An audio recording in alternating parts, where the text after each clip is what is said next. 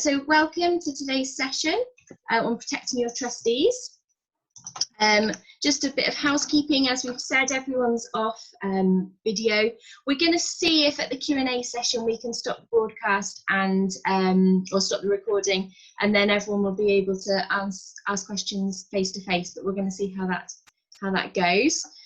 There is a chat function, so do feel free to say hi and pop any messages in there, and we'll all be able to see everything there. And we've also got a Q&A, so if there's anything that's more question focused, you can either pop it in there as we go along if it comes up, or just save until the end, and there will be a Q&A session at the end. We are recording the webinar. It will be available on our YouTube channel at the end. And if you do leave the webinar unintentionally, that link that you've got, you can reuse it and come back in again. Okay. So just quick introductions. Fabio and Johnny, I think, will probably introduce themselves later, but Johnny's our kind of key contact at McClarrons, who are our insurance partner, insuring a large number of our members now, and been working in the farming and the care sectors for 32 years, so a really good fit for a lot of the groups that we work with. They did a session for us back in June, which was really well received, so we're really excited they're able to share their expertise here again. This is obviously part of our new series of monthly webinars for members. The idea of these webinars is that members or partners can share their experience with others, just to help support one another and to build the sector and to strengthen the sector. So this is a great example of that kind of happening. I'm just going to kick off with a quick introduction into what who trustees are, what they do, just so that if there's any queries you've got around the basic stuff that we'll be building on later, hopefully you've got a good grounding to kick off with.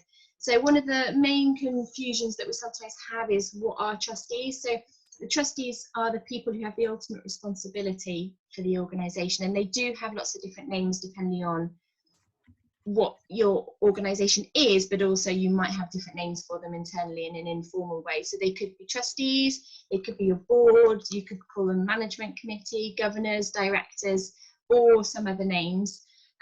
If you're fairly new to the kind of trustee world or the board world, there are some really great documents on the OSCR site, the Charity Commission in Northern Ireland.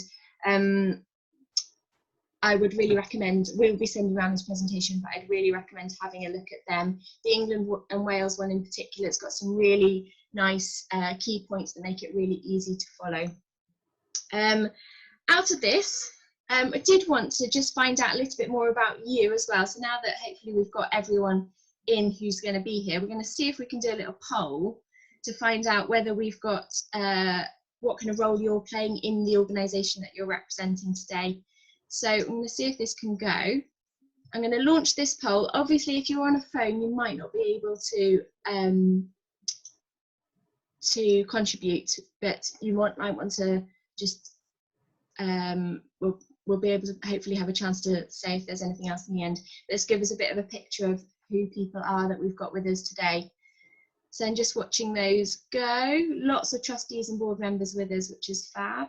Let's give another 5 seconds or so on that, but 92% of you have voted. 100% of you have voted. Brilliant. Okay, so I'm going to stop that because everyone's voted. So we've got 57% of you are trustees or board or committee members. 21% are staff members, volunteers, and just one owner founder here as well, and one not sure. So hopefully this will be applicable to all of you, but that will just help to frame what we're sharing today, if we know kind of what your role is within the organisation. I'm just going to share those results with you. Okay. Just going to get that off my screen, and then here we go. Just wanted to flag up, because one of the things that Johnny and I have been discussing around this is there is so much stuff going on at the moment with COVID. There is always so much stuff about insurance and risk. And really, the role of a trustee should be rewarding and enjoyable, and it should be an opportunity to make a positive difference. So what we're hoping to leave you with today is a feeling of confidence that you can do things, and that you are there to make a positive difference and to serve your community not to stop things from happening, and not to be worried or concerned about things, but to go forward with confidence and serve your community. And next week is a celebration of that in England and Wales. It's Trustees Week, which is an annual celebration of trustees and the roles they play. So they've got a little website, you can have a little look if you want to find any resources to help support you in your role there. Last little bit from me, just again to bust any jargon that we might be discussing later on in the session, about incorporation. So a lot of community garden kind of groups, very small groups, will just be an unincorporated organisation. By incorporating, so moving from just a unconstituted or an association into a formal body, it means that you're making your organisation a person itself. And then that organisation itself is taking on contracts, grants, employing staff, owning land, all of those things.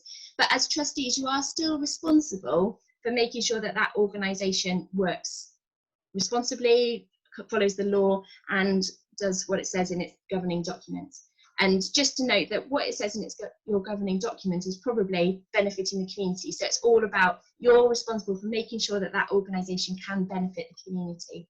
I've just put a list of different types of incorporated organisations on the right hand of your screen there. We'll be sending this through, but you might hear some of those phrases as we go through, as Johnny goes through today's slides.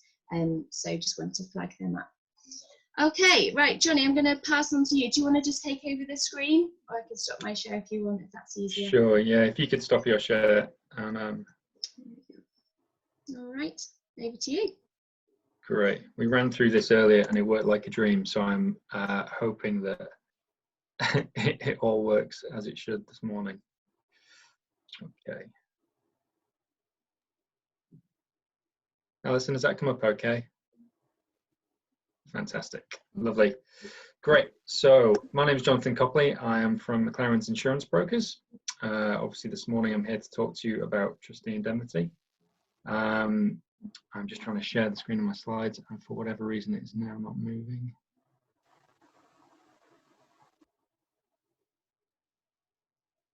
There we go. Okay. Right. So this morning we're here to talk to you about Trustee Indemnity, and hopefully, like Alison said, just take you through the basics of what the cover is, how it works, and how we can help.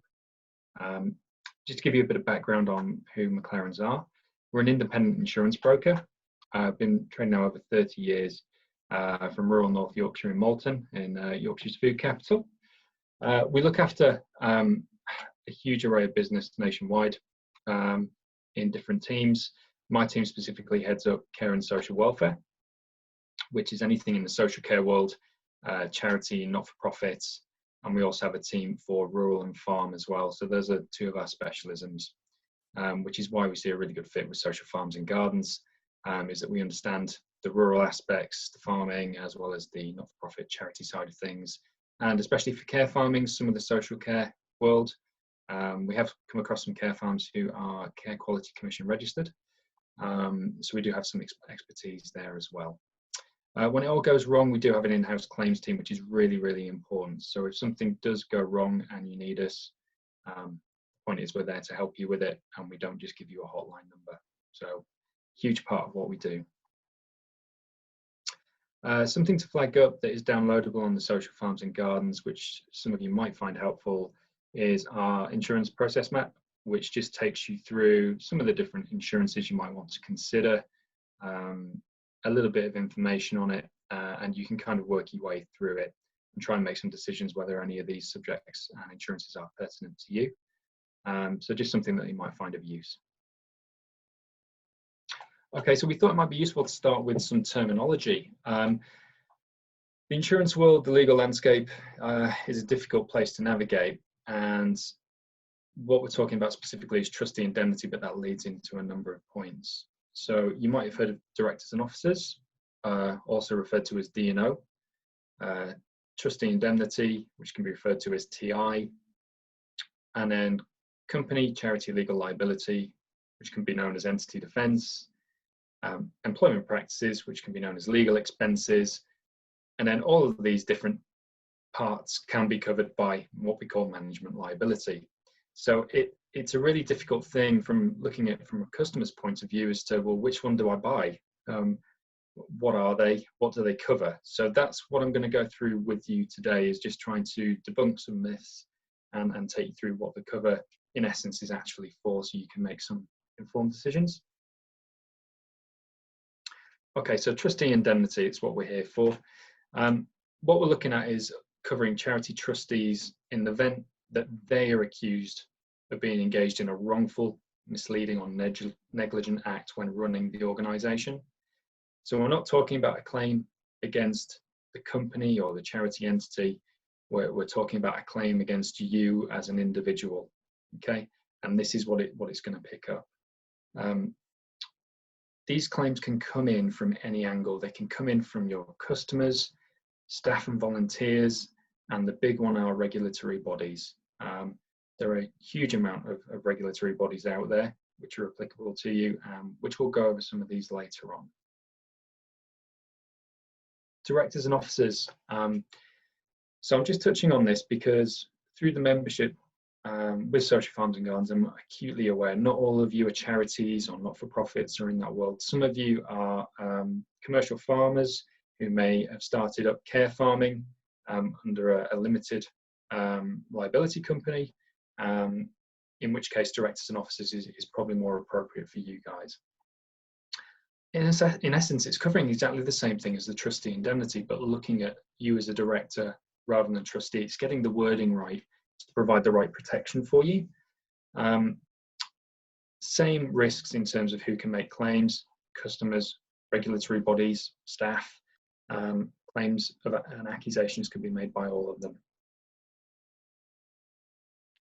So talking on personal liability, whether you've got directors and officers or whether you've got trustee indemnity, what we're looking at is the claim coming against you as an individual, as a person.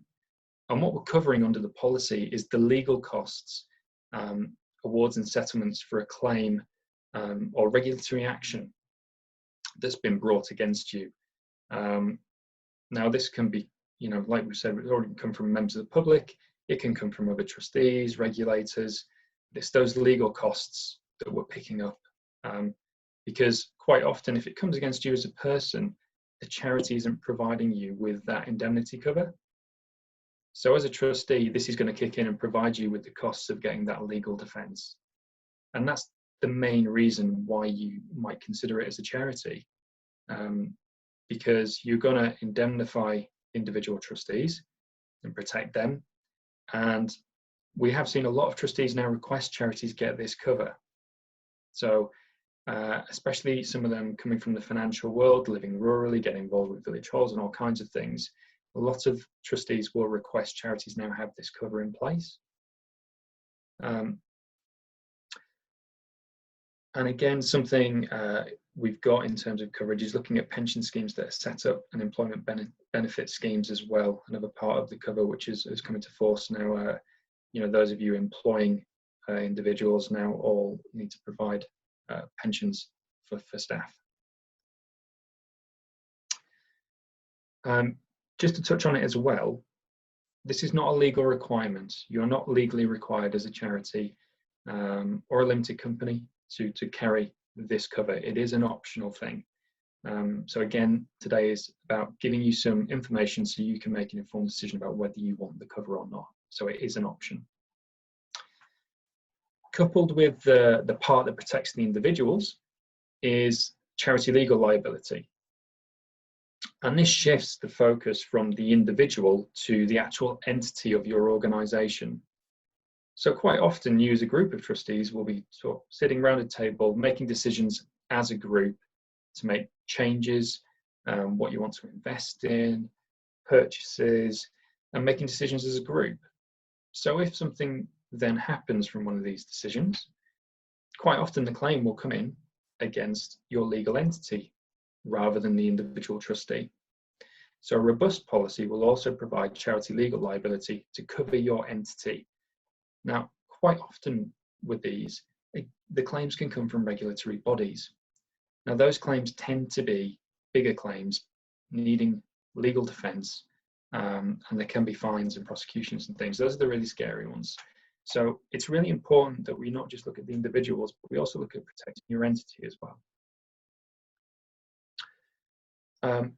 Same as with when we're talking about trustee indemnity and directors and officers liability, you can have charity legal liability and company legal liability.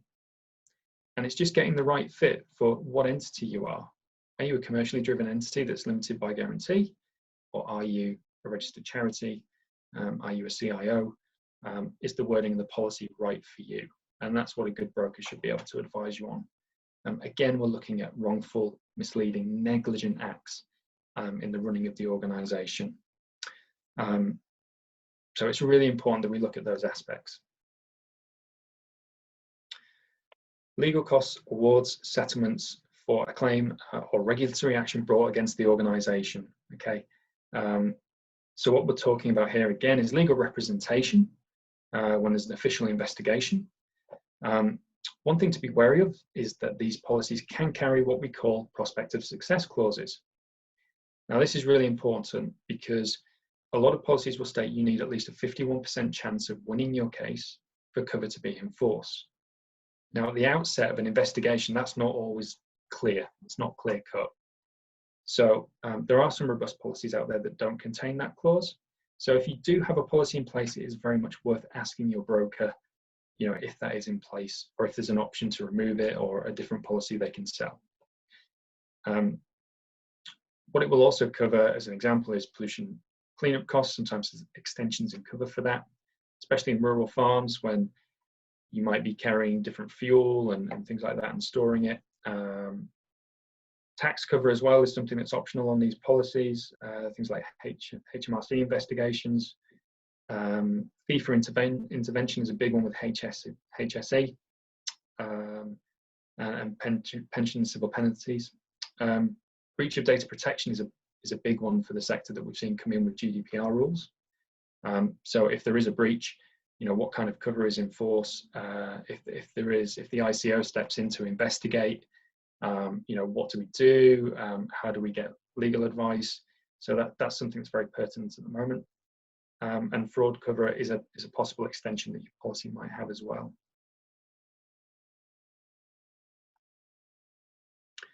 Okay, so something we find with insurance is when a client rings us and we're talking about this kind of cover, a lot of times we're told we're limited by guarantee, so we're already protected, so we don't need to take out the cover. Now, that's true in certain circumstances.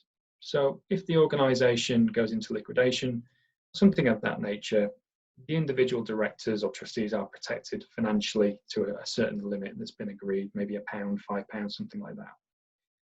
What it doesn't protect against is regulatory investigations, for instance. So if there was an accident reported to HSE, HSE launched an investigation and you needed legal representation, being limited by guarantee doesn't provide any protection from that point of view. So it's just having a clear understanding about what is in place to protect you if you are limited by guarantee. We've already mentioned new trustees or directors who join your organisation may insist on sufficient cover being in place, as they might not want to risk their own personal assets. You know, it can be a sticking point, which we have seen with organisations. You know, that they need to take out a policy sometimes to attract new trustees. And some organisations we've seen actively promote having a robust trustee indemnity policy in place as look, we invest in our trustees. This is what we've purchased to help recruitment. So a couple of myths from some of the feedback we've had. Again, trustees, directors have limited liability. As we've mentioned, that's only in certain circumstances. I'm not a director, so I can't be held liable. If you have a duty of care, you certainly can, unfortunately, and that's what this policy will help with. A company will indemnify us. Well, that's true if they've got cover in place, but if it goes bust, then that policy may well no longer be in place to provide indemnity. We're only a small company. This is something that comes up a lot because I'm acutely aware that costs are, you know, being looked at the moment and times are very hard. the same laws apply, unfortunately, no matter what the size of the company is. Another one is talking about personal assets. A regulator can't touch my personal assets. It is possible if it's HMRC and they're looking into some kind of fraud, potential allegation of fraudulent activity, they can look at personal assets.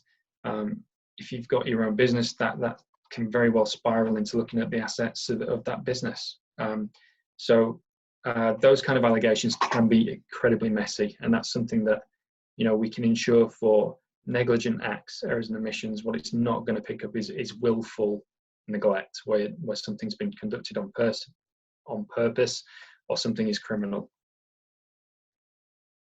So we've mentioned some regulators. A couple of them we've mentioned above: HM Revenue and Customs, Environment Agency, Care Quality Commission, HSE. I mean, I could fill screens and screens of the different regulators in the UK. The police would also fall under that, you know, all of which do have the power to investigate.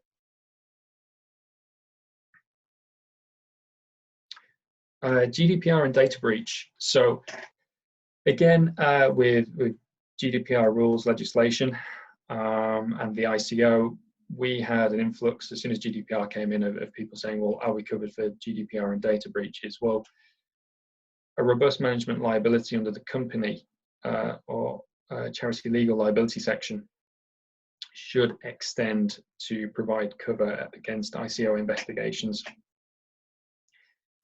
Some people do get confused, however, that the policy is going to pick up cyber attacks.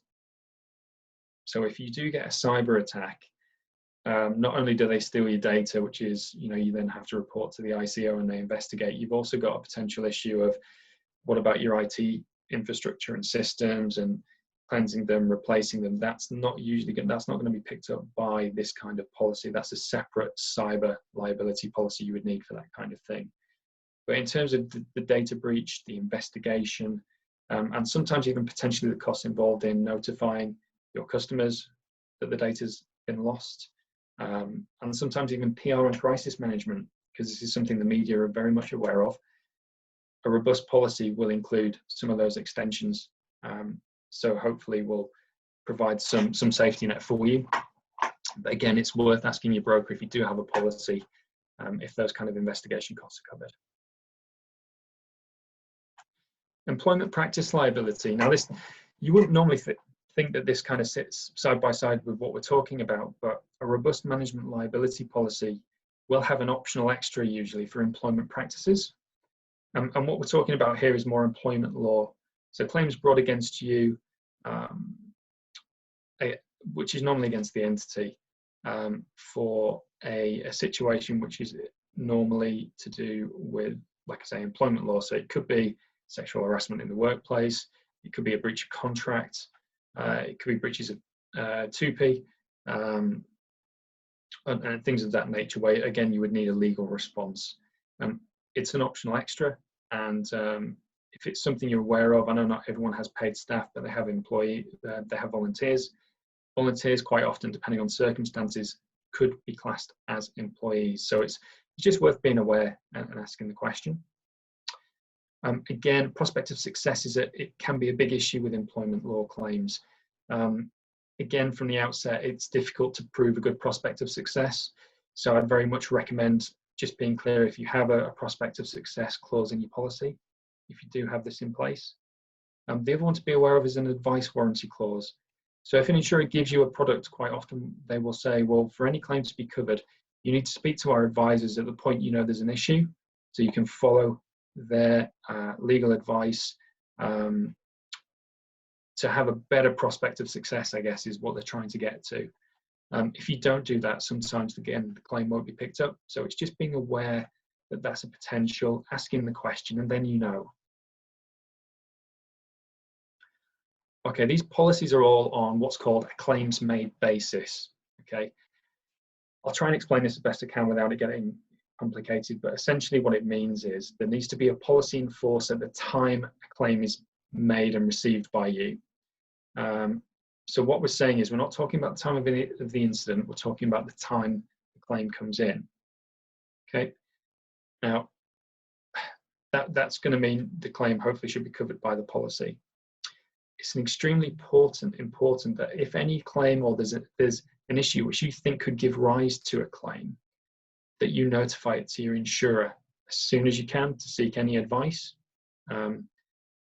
Because the main issue is if you then leave that policy is cancelled, on a claims made basis, the historical cover ceases to exist. So if that policy goes for some reason, in terms of you don't renew it or something, and then the claim comes in afterwards, it's not going to be picked up. Okay, so it's really important it's notified to insurers at the time you think there's a potential for a claim.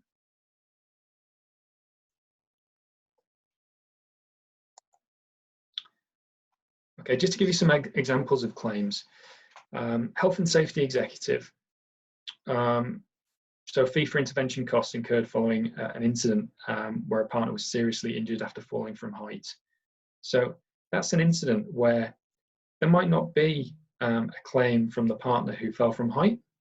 You might have fallen and said, yep, it was my own stupid fault. I didn't use the right equipment, and it doesn't put in a claim under employer's liability. But what might happen is when you report it to HSE, they find it serious enough to investigate you. And what that will mean is that your employer's liability won't pick up the claim because there isn't an employer's liability claim. This is a regulatory investigation, in which case it's a company legal or charity legal liability, which is going to kick in. Environment agency. So we've mentioned this already. A fertilizer tanker was vandalized on property and the contents leaked onto a private watercourse, which threatened a public river. So there's obviously Environment England, cleanup costs, which need to be picked up, and these costs can be pretty astronomical. So that one kicked out £80,000 to manage the cleanup costs, any adverse PR, and deal with the situation with the investigation. HMRC we've mentioned. Now HMRC isn't always covered by a policy, so a robust policy will pick it up, but this one was a fraud investigation. There was notification that we're going to be investigated for self-assessment tax returns. Client was incorrectly advised to register for VAT some years ago. Decision was premature and it caused a highly technical tax case with specialist assistance required for defence, just over £67,000 on that kind of claim. And the last one, which is a case I watched quite closely, which happened in 2011 for a firework display, which was hosted by a rugby club who went through the right channels. They hired a professional fireworks display company to have fireworks for this special event. The M5 ran alongside this organisation's grounds, and it was a real thick, foggy night. And basically what happened was they decided to go ahead with the event. Professionals let off the fireworks, and the smoke from the fireworks and proceeded to add to the fog, and there was a catastrophic vehicle pileup on the M5. Now eventually the rugby club, the claim came in against them, saying that they had put in a risk to public safety, knowing that the weather was adverse. Eventually they were cleared, but it took the local authority to be involved. It took the actual professional fireworks company being involved, who were eventually cleared, to go through this investigation process, which took 4 or 5 years to go through. And you can imagine the legal costs which are going to amount in that time. And that's what their robust management liability policy picked up. So just a real life example of something, of a situation that I monitored, which was quite interesting to watch.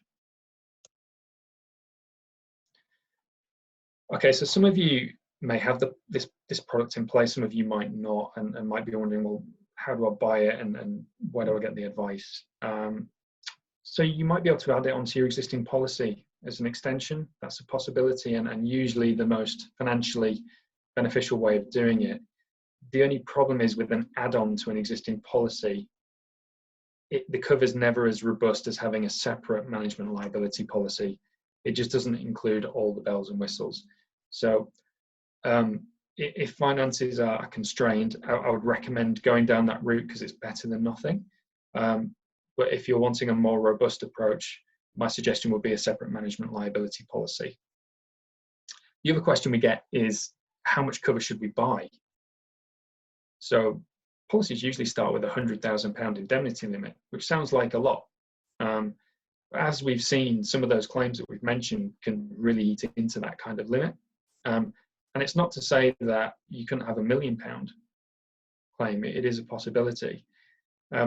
We suggest, if you are going to buy the cover, that the trustees have a meeting, because what we're looking at is their own personal liability. Everyone's situation is completely different. Some people own homes outright, some people have a mortgage, some people, kids, families, considerations to make. So the ultimate suggestion is get the pricing from your brokers to have different limits of indemnity. Have that conversation with the trustees and talk about, what the costs are versus what the risks are, and then make an informed decision as a group about what you want to indemnify and what you want to self-insure. For me, that's the best way of doing it, just to make everyone aware and have an option to have a voice. So in terms of what we do at McClarrons to protect our own clients, our flagship management liability product is called Rural Protect. This is a product that we've spent years developing, and we've got discounted rates for social farms and gardens members. But essentially, as we've mentioned, you guys can face all kinds of challenges. But Rural Protect is there to help owners in the rural sector with very specific cover and enhanced cover from most policies. We would say that it's market leading in terms of its scope of coverage. We work in partnership with AXA on this product. So AXA are the insurer, and we have a law firm attached to it in Radar Legal, which is really important. And I will explain why, we do this. What I would recommend is that you certainly speak to your brokers about what they give you in terms of access to law firms, advisory services. Certainly with COVID-19, there's been a lot of resources offered by insurers, which are sometimes, quite often free of charge and can be accessed online. So if nothing else, it is worth a call into them just to see if there are any resources that you can access as part of your insurance.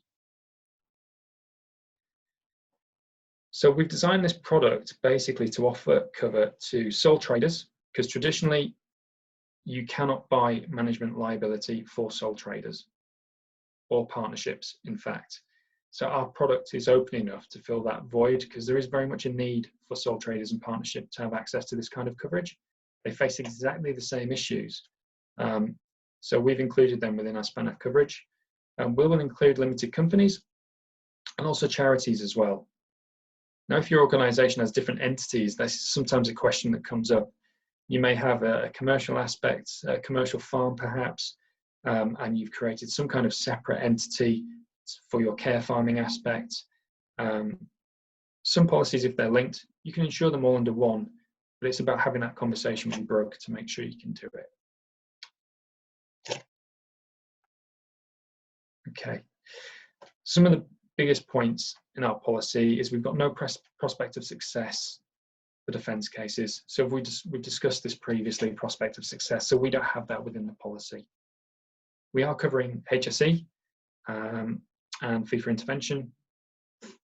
We don't have any, we're covering against defence for all UK regulators. There are no exceptions within that. And we are covering the entire organisation as well as the individuals. So we extend to cover not just your board of trustees, but all employees as well, which is a key thing. Some regulators will have nominated individuals. I know CQC, for example, have that. So we make sure that we've wrapped that full band of protection, not just around the trustees, but around any of your staff. We also throw in some fraud cover as well as part of the product.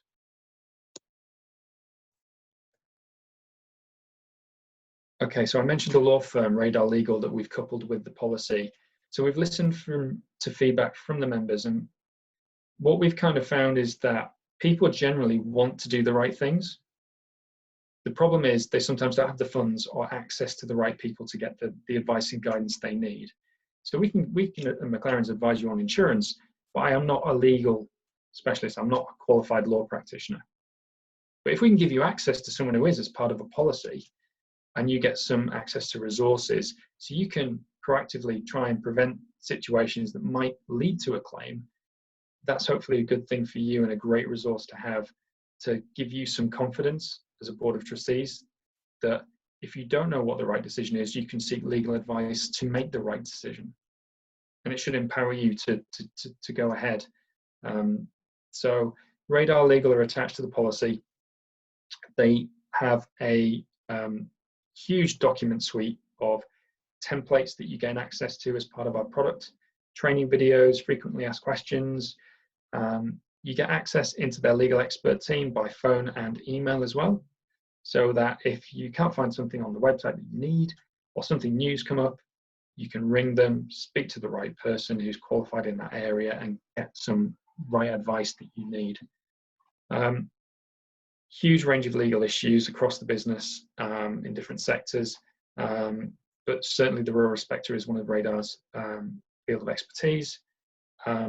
So this is something we've put in place to try and, I guess, empower you so you can get on with your day-to-day job and know that the policy in the background is going to be there for you. Another thing that comes with the policy is Radar Grace. Now this is an app that you can download to your phone. It's got voice recognition, so if you're on the go and you need to access some legal advice, and you don't have the policy details there, you can speak into your phone, tell it what you need. It's like a Wikipedia of legal advice, and it will come back with something that's generic, but something that might do for the time being until you get back to the office, or until you can do or ring Radar directly. So that comes as part of the product. And the final thing is Radar Reports, which again is something clients are finding really useful. So we've got a short video on this, which I will hopefully play, and this will work. Welcome to Radar Report, the latest digital tool from Radar that allows you and your team to easily record minor and major incidents as well as near misses in your workplace. Workplace injuries cost employers across England, Scotland and Wales £3 billion in the 2016-17 tax year, and our legal team are advising businesses every day after things have gone wrong. We have developed Radar Report to give you a central point to record incidents and near misses so that you can identify problem processes in your business to reduce these incidents and eliminate risk. Our platform is fully responsive, available either through a web browser or through our dedicated mobile app for Android and iOS. This online reporting reduces response time for on-site and field incidents, as well as removing the risk that an accident book will be lost. Radar Report also minimises the chance of leaving details out or duplicating reports over multiple accident books. You can report incidents and near misses in minutes, and if the incident is RIDDOR reportable, a member of our legal team will contact you before you notify the Health and Safety Executive to help you get ahead of any potential problems. Incidents that are reportable under RIDDOR also attract legal privilege, protecting the record and any resulting discussions from third-party disclosure. Our lawyers and health and safety specialists have designed Radar Report to ensure no detail is missed, and the user will be guided through questions on location, date and time, who was involved, and, if applicable, the details of any injuries, including the ability to upload photographs. You can also log whether any property was damaged, including property owned by a third party, and of course, a description of what happened and whether CCTV is available. As you continue to log incidents and near misses in Radar Report, users can view a high-level overview of reports which shows what in your business is causing the most incidents and allows you to quickly identify processes and locations that open your business up to risk. With the support of our Radar Station Advisory team, you can revise your business's procedures in these areas and reduce the chance of future workplace incidents, protecting your staff and saving your business time and money. Radar Report, alongside our other digital tools, business solutions and legal services, allow you to tackle business risk before they become a costly legal problem. At Radar, we change things. Welcome to Radar Report, I won't put it on again. the latest digital tool for... So that just gives you a snapshot of what we've put together and how we've tried to tackle issues and try and give something back, because insurance is normally very reactive. You don't normally see the benefit until something's too late. I guess what we've tried to do is give you access that gives you some value straight off the bat and access to resources. And I would encourage you to ask, if you've got another broker in place or a different product, ask them what resources they're giving you, because you may have access to something that you just weren't aware of that it will be helpful. So if you do want to contact McClarrons, if you've got any questions after this, maybe it's something specific to you don't want to raise in the question and answer session, these are just our contact details. Fabi's on the call as well. Feel free to contact myself or Fabi, and we'll be happy to help however we can, even if it's just advice. We'll do whatever we can for Social Farms and Gardens members. Thank you so much, Johnny. I'm going to stop the recording now, and I'm just going to have a little play around, so let me just do that. Ooh.